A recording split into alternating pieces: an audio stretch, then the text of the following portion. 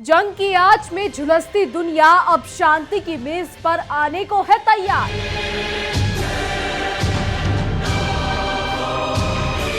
बंदूकों की गूंज के बीच कूटनीति की आवाज क्या इतिहास बदल पाएगी?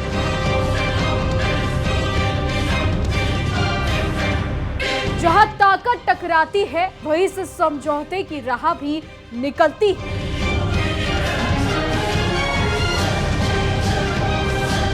सवाल सिर्फ ये नहीं है कि कौन जीतेगा, सवाल ये है कि क्या इंसानियत बचेगी या फिर नहीं।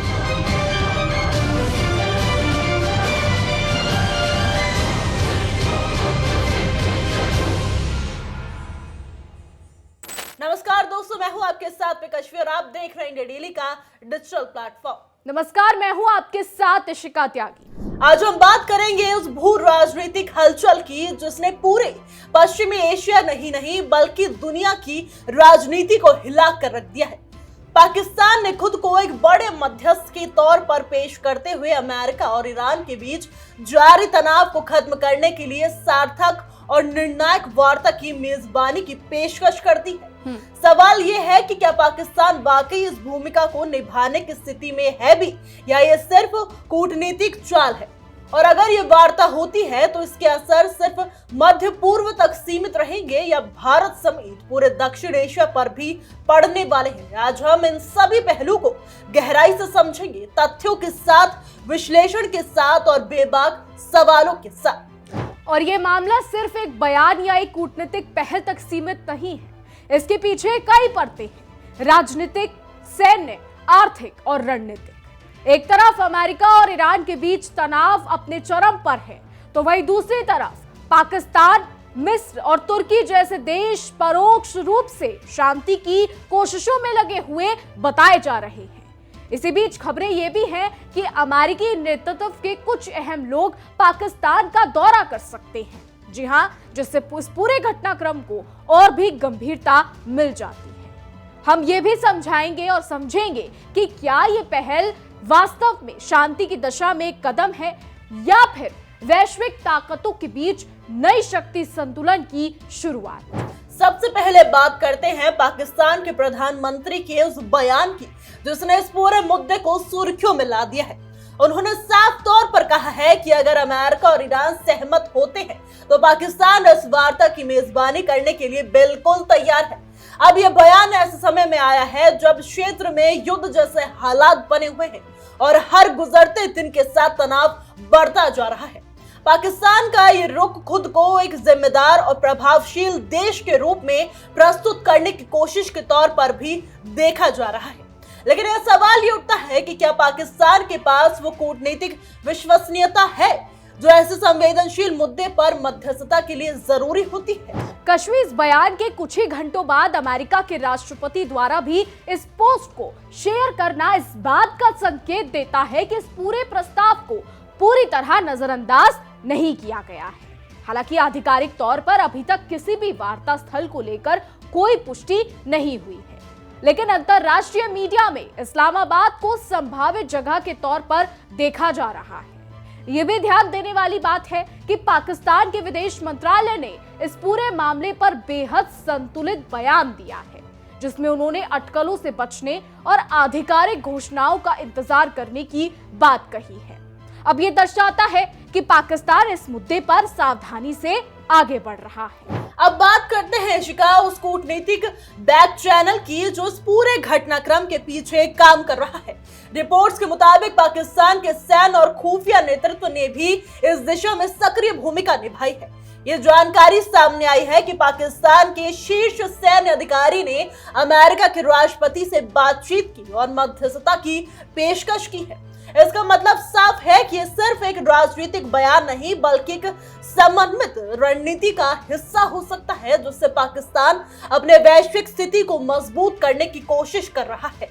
और अब साथ ही ये भी बता दें कि ये सामने आया है कि अमेरिका ने ईरान को अपनी मांगों की एक विस्तृत सूची भेजी है और इसमें पाकिस्तान एक माध्यम की भूमिका निभा रहा है। ये स्थिति बेहद जटिल हो जाती है क्योंकि ये सिर्फ दो देशों के बीच बातचीत नहीं हो रही है बल्कि कई स्तरों पर शक्ति संतुलन और रणनीतिक हित जुड़े हुए हैं। अगर पाकिस्तान इस प्रक्रिया में सफल होता है तो ये उसकी अंतर्राष्ट्रीय छवि को मजबूत कर सकता है, लेकिन अगर असफलता की स्थिति में इसका उल्टा असर भी पड़ सकता है। यानी पाकिस्तान सफल हुआ तो छवि अच्छी बनेगी और अगर असफल हुआ तो आप बखूबी जानते हैं। अब सबसे बड़ा सवाल है कि इस पूरे घटनाक्रम का भारत पर क्या असर पड़ सकता है। भारत लंबे समय से क्षेत्रीय स्थिरता और आतंकवाद के खिलाफ अपनी सख्त नीति के लिए जाना जाता है।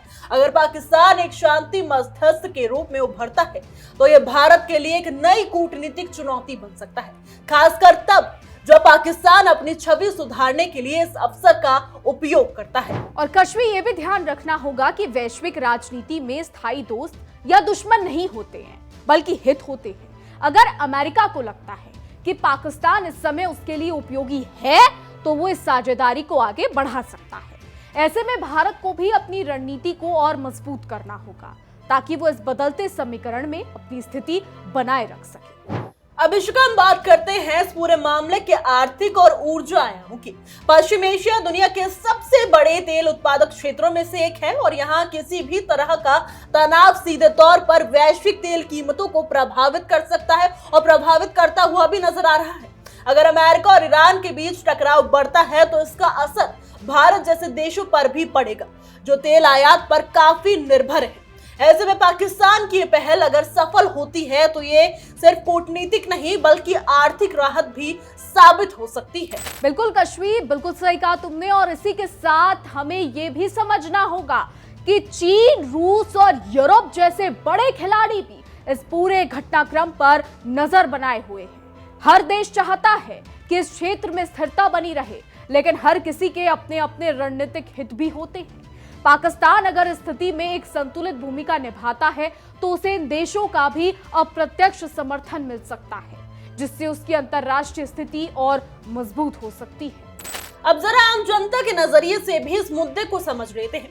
युद्ध और तनाव का सबसे ज्यादा असर आम लोगों पर ही पड़ता है, चाहे वो ईरान के नागरिक हो, अमेरिका के सैनिक हो या फिर पूरे क्षेत्र के आम लोग ही क्यों ना हो। अगर ये वार्ता सफल होती है तो ये लाखों लोगों के लिए राहत लेकर आ सकती है, लेकिन अगर ये विफल होती है तो हालात और बिगड़ सकते हैं, जैसे ये बड़े क्षेत्र संघर्ष का खतरा बढ़ सकता है। और यही वजह है कि पूरी दुनिया की नजर इस संभावित वार्ता पर टिकी हुई है। हर छोटी बड़ी गतिविधि, हर बयान और हर कूटनीतिक कदम को बहुत ध्यान से देखा जा रहा है। ये सिर्फ दो देशों के बीच का मुद्दा नहीं रह गया है कश्मीर, बल्कि ये वैश्विक स्थिरता और शांति का सवाल बन चुका है, जहां हर देश अपने अपने हितों के साथ इस समीकरण को प्रभावित करने की कोशिश कर रहा है। तो दोस्तों, कुल मिलाकर अगर हम इस पूरे घटनाक्रम को एक व्यापक नजरिए से देखें तो ये सिर्फ एक कूटनीतिक पहल नहीं बल्कि एक ऐसा मोड़ है जो आने वाले समय में वैश्विक राजनीति की दिशा तय कर सकता है। पाकिस्तान की पेशकश उसे एक नए रोल में स्थापित करने की कोशिश है, लेकिन इस रास्ते में चुनौतियां भी कम नहीं है। विश्वसनीयता, संतुलन और निष्पक्षता सबसे बड़ी कसौटी होने वाली है पाकिस्तान के लिए। अगर ये वार्ता सफल होती है तो ये न सिर्फ पश्चिम एशिया में शांति की दिशा में एक ऐतिहासिक कदम होगा, बल्कि ये भी साबित करेगा कि बदलती दुनिया में नए खिलाड़ी भी बड़ी भूमिका निभा सकते हैं।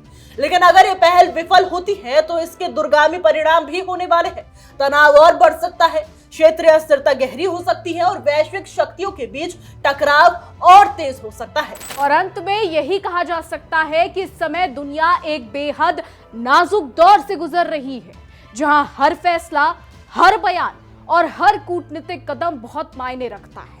पाकिस्तान की इस पेशकश ने एक नई बहस को जन्म दिया है। क्या ये शांति की ओर बढ़ता कदम है या सिर्फ एक रणनीतिक दांव?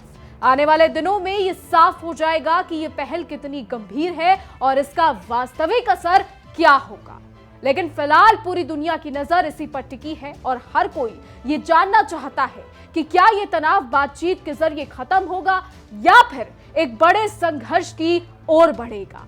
हम इस पूरे घटनाक्रम पर लगातार नजर रखेंगे और आपको हर छोटी बड़ी अपडेट से रूबरू कराते रहेंगे, क्योंकि सिर्फ एक खबर नहीं बल्कि पूरी दुनिया के भविष्य से जुड़ा हुआ एक महत्वपूर्ण मोड़ है। अब इस पूरे घटनाक्रम को एक और नजरिए से समझना बेहद जरूरी है और वो है क्षेत्रीय गठबंधन का बदलता स्वरूप। जिस तरह से अलग अलग देश इस संघर्ष में अपनी भूमिका तय कर रही है, उससे यह साफ हो जाता है कि आने वाले समय में नए समीकरण बन सकते हैं। पाकिस्तान की पहल को अगर मिस्र और टर्की जैसे देशों का अप्रत्यक्ष समर्थन मिलता है तो ये एक नया कूटनीतिक ब्लॉक तैयार हो सकता है जो पश्चिम एशिया की राजनीति में संतुलन बनाने का दावा करेगा। लेकिन सवाल यह है कि क्या यह गठबंधन स्थायी होगा या यह सिर्फ इस संकट तक सीमित रहने वाला है। अब इसी के साथ हमें यह भी देखना होगा कि ईरान इस पूरी पहल को किस नजरिए से देखता है।